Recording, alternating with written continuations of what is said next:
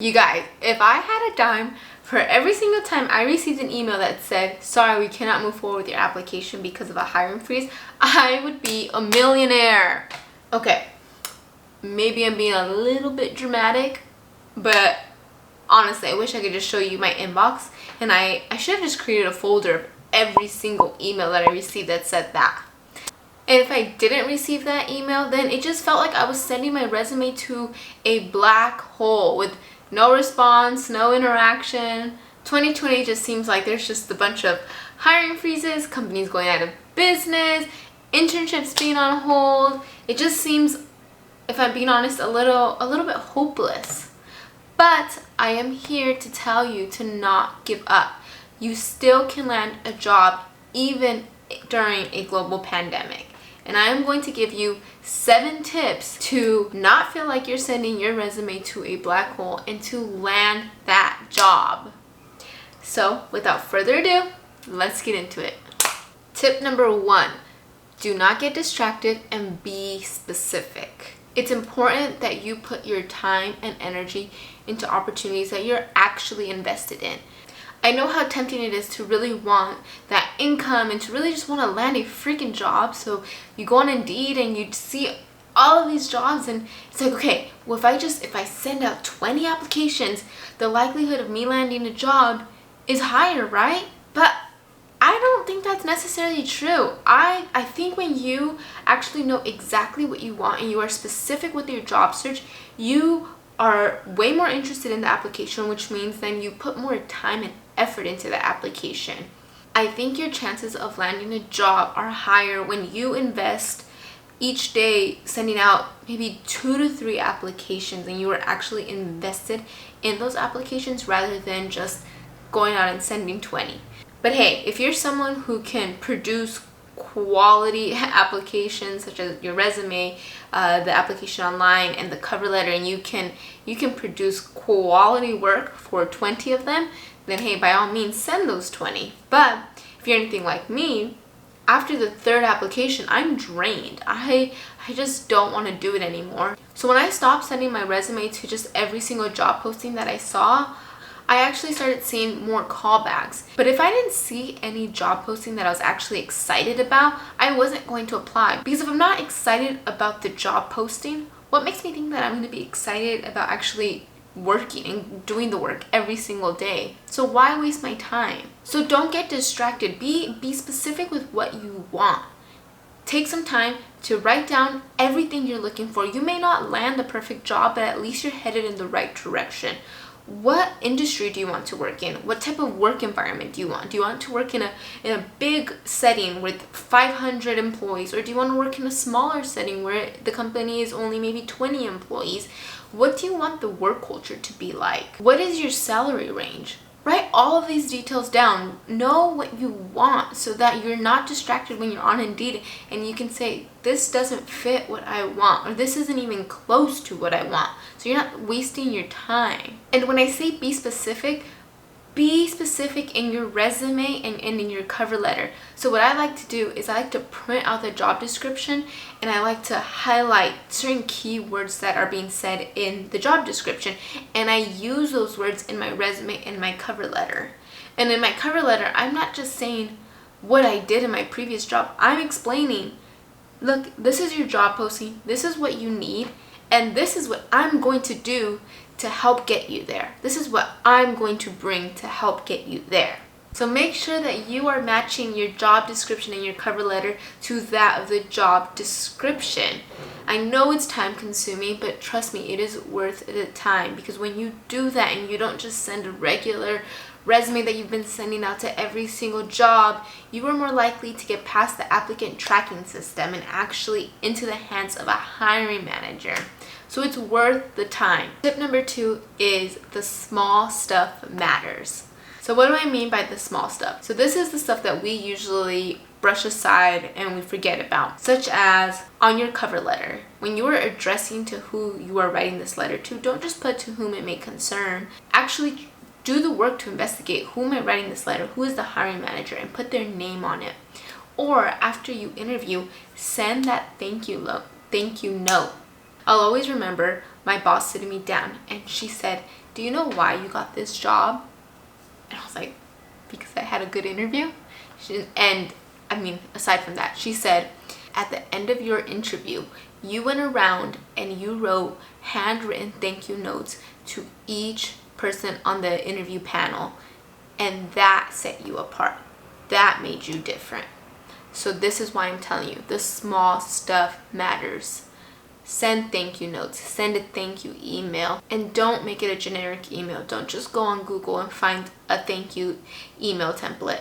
Make it specific. So if there was something in the interview that was shared that was maybe funny or interesting, include that in the thank you note. I really loved how you shared your passion for diversity and inclusion. I hope we can continue this conversation. Thank you for the interview." Third tip is to connect with your network. If you've seen any of my videos, you know how important this is. I truly believe that your network is your cheerleaders, your supporters. And so it's important to keep them in the loop where you are in the job search process. So if you're searching, I always thought it was weird to send an email and say, "Hey, I'm looking for a job. If you know of anything, think of me." But it's completely normal. People do it all the time. So let your network know that you are job searching. Send them an email and say, "Hey, these are the jobs that I'm looking for. If you come across it, I would hope that you keep me in mind." Or you can also join Facebook groups. There's Facebook groups for literally everything and anything. So if, for instance, I'm in Hawaii, so I would search Oahu jobs, which is what I did before I moved. And you just post on there and say, "These are my qualifications, this is what I've done, and this is what I'm looking for. If you know of any, let me know." And people want to help. So don't be shy, just go ahead, put that post, and see where it takes you.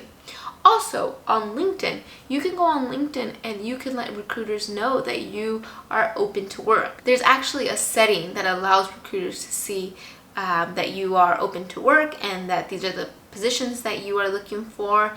It's an awesome tool. You can also make a post on LinkedIn and let people know that you are job searching. So it's okay to share that you're job searching with your network. What's the harm in it?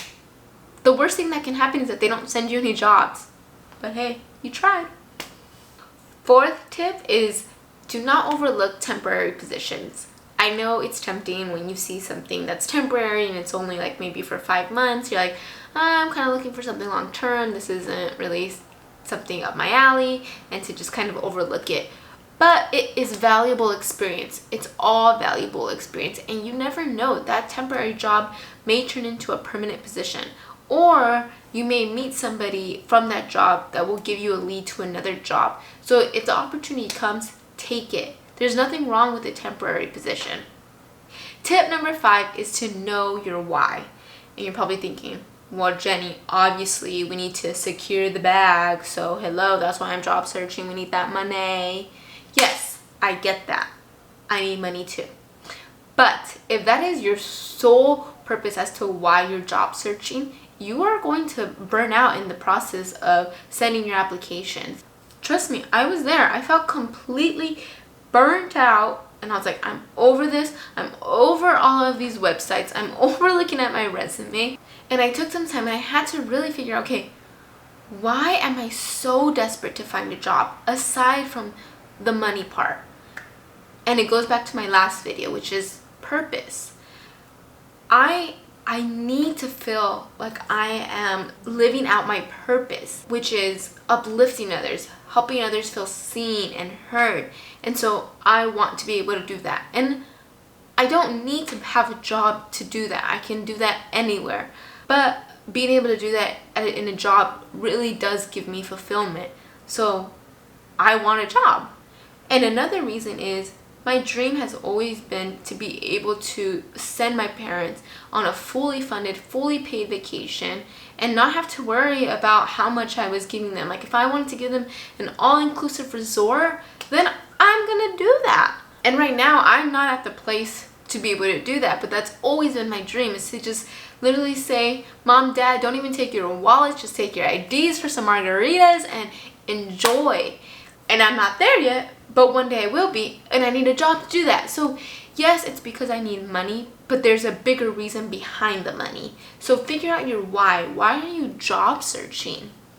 Why do you need this job? Is it because you want to give your kids a life that you didn't have? Is it because you want to be able to one day buy a home for your parents? Is it because one day you want to be able to be a stay-at-home mom and so you need to start saving now so you can spend time with your children? What is it? What is it for you? Tip number 6 is to dress for success. This is so important because I think this is often overlooked. We are applying for jobs and we wake up, we have our cereal bowl and we have our pajamas and we're just like sitting there filling it out. And this was me for a couple of months when I moved to Hawaii. I just would wake up and I would just submit these applications. But something changes when you actually physically feel good. When you feel good, you do good. And so I encourage you to put on a nice shirt, do your hair, put on some makeup. Men, don't put on some makeup if you don't want to, but do your hair, put some cologne perfume on and just feel good. Maybe go to a coffee shop if you're able to and start submitting applications. I know that when I made this shift, I felt a lot more motivated. And honestly, I felt a lot more confident when submitting my applications. I have this one friend, Deji, shout out to Deji, who one day, I think it was just like a Saturday, we were all hanging out and he comes out, he comes in this tux, like this full-on tux. And I'm like, oh, Deji, where are you going? And he's like, nowhere, I'm gonna just go do some homework. I was like, but you're wearing a tux. He goes, I gotta feel good. When I feel good, I'm more successful. So he was the one to actually inspire me to dress for success. When we want to be successful in life, we gotta show up for it. You can't wait for life to happen, or you can't wait for that job your dream job to open up for you to start feeling successful. You decide if you are successful or not, whether you are unemployed or not. Start playing the part, start playing full out. Treat this job search as if it is a job. Get ready for it. Get yourself moving before you begin the process of job searching. Get mentally prepared and physically prepared. So, dress for success, ladies and gentlemen. Tip number 7 is to stay positive and stay persistent. I know that in the current times that we are in, finding a job may take a little longer than normal, and it's easy to feel frustrated and to feel just like you have lost all hope, but I encourage you to cling on to that little bit of hope because you will find a job. You have to stay positive. And like I've said in my other videos, if you start telling yourself things, you're going to start living that out. So if you start telling yourself, I'm never going to find a job, then unconsciously, you're not going to do your best when you submit that job application. Start telling yourself right now, I will land a job. I am qualified. I'm enough. I can do this. I can find a job. Don't allow doubt and insecurity to creep in. Push those lies to the side and remind yourself of how qualified you are. And also, be persistent. Don't give up. Create a schedule so you can stay on track with it, whether it's every Tuesday and Thursday you submit jobs, or maybe it's every single day if you're able to do that. But stay persistent. And also, when you do submit applications, it's okay to follow up. You're not bugging the employer.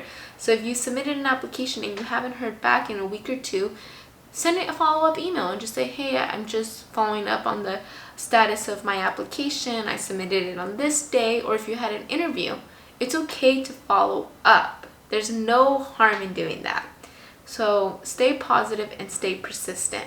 I am confident that if you implement some of these tips that I've given you, you will land a job. And remember, it doesn't matter how many jobs are out there, how many jobs aren't out there. You are only looking for one job that is right for you. So don't get stuck on how many jobs are not available right now. You're only looking for one job. And remember, si se puede.